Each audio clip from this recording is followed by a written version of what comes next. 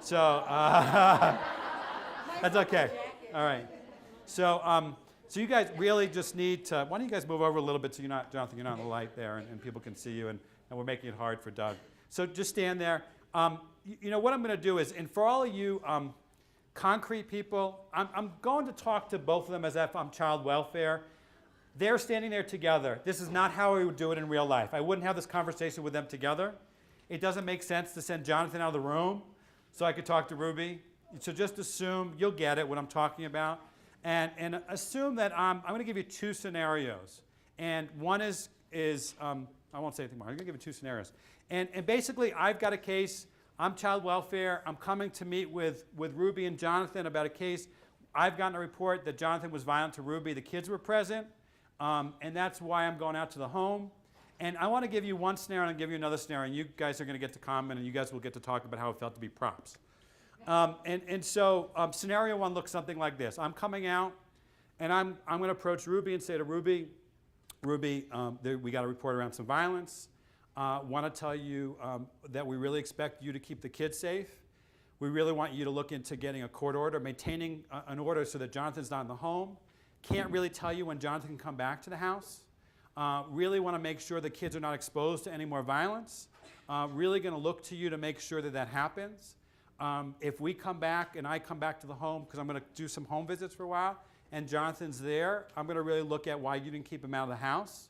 I'm really going to try to, sort of expect you to really make sure he's not around the kids aren't exposed to any more violence. And that's what we really want from you. I'm going to want you to sign an agreement that you agree to these things before I leave. And if you're not willing to do that, I need to go back to my supervisor and discuss next steps. Jonathan, we want you to leave. We don't want you to be around the kids. And could you just please go? So that's what we'd like you, Jonathan. Okay. That's scenario one. Okay, that's scenario one. I'll give you scenario two. I come out, same setup, same situation. Come out and say to Jonathan, we've had a report related to your violence. I know that you were arrested a couple of days ago. Want to talk to you about your behavior, your violence. Want to hear you describe what you did, what you think the impact is on your children and your family, on Ruby. And want to talk to you about what you might be willing to do to keep the kids safe. Okay, so that's what I'd like to talk to you about. Ruby, I've worked with a lot of families where there's been violence like that Jonathan's engaged in. I want to tell you that we're concerned for your safety and the safety of your kids. I'm going to make some assumptions from the families I worked before that you've probably been doing some stuff to keep yourself and the kids safe that I'd love to hear about and try to understand, so maybe I can help and support you in your safety and the safety of the kids. But that's the way I want to work with you. And so really, that's the approach I'm going to take. Okay. So that's scenario two. Thank you very much. You guys did a great job.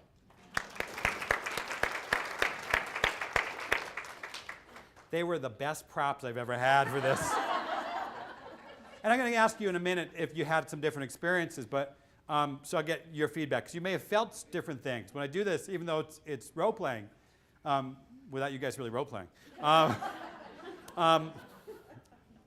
So anyway, so what's the difference? And kind of shout out, what's the difference between scenario one and scenario two? What? You're trying to engage them and get the story rather than, it feels people like when you're a caseworker, people already feel intimidated by you. Right. Like, I'm going to come, I want you out of the home, I want your children to be safe, but you're not engaging them. So in scenario two, you felt like I engaged both of them more. Right. Okay, both of them more. And I was more interested in hearing from both of them what happened. So there's more engagement with both of them. I'm going to learn more about what's going on in the family. Okay, so that's an interesting thing. Yeah, what else? You began with the focus on him, the perpetrator. So I didn't do. Why does that matter? I mean, seriously, why does that matter? So that she didn't feel blamed for what was going on. And you're holding him accountable for his actions. So in the first scenario, the second scenario, I held him, but didn't I kick him out in the first one? Isn't that holding him accountable? No. It's ignoring him. It's ignoring him. Okay. It's ignoring him. So, and also you said that I focused on him. Why is that important? Because you didn't start right with her and make her feel like it was all her fault and all up to her. So she may experience something different when that much focus is on him versus on her. Okay. So she may experience child welfare's involvement in her life differently. Okay. Maybe. Maybe not. Yeah. She's the expert in her life. Okay. You can't go in and assume that you are. So in the second one, by asking her what she's already doing and what's working for her and how she's keeping the family safe, you're taking her expertise and building on that. Okay. So we know, and this is, you know, the really one of the major strengths of the battered women's movement and the grassroots nature of it is you'll hear over and over again from people say, we're not the experts in her life, she's the expert in her life.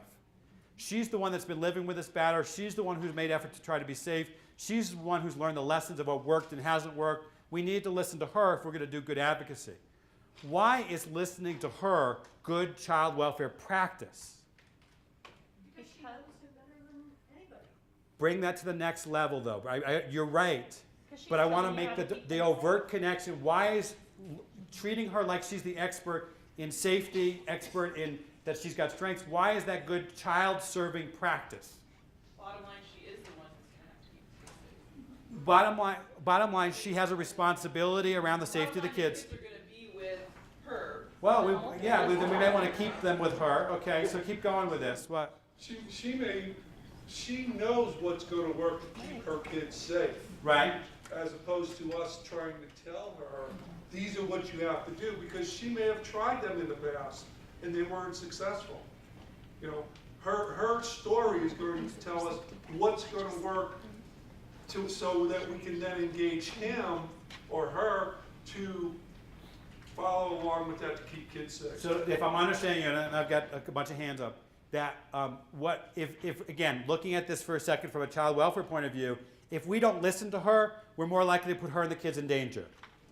Okay, so that's one of the key parts of this. Again, if you're looking at kid safety, and some people in this room have to look through that lens by statute and policy and practice, then not trying to understand what she's tried to do, not trying to understand her strengths, means you're more likely to put her and the kids in greater danger by insisting on a plan that she may have tried and may have failed, or may actually put her and the kids at greater danger.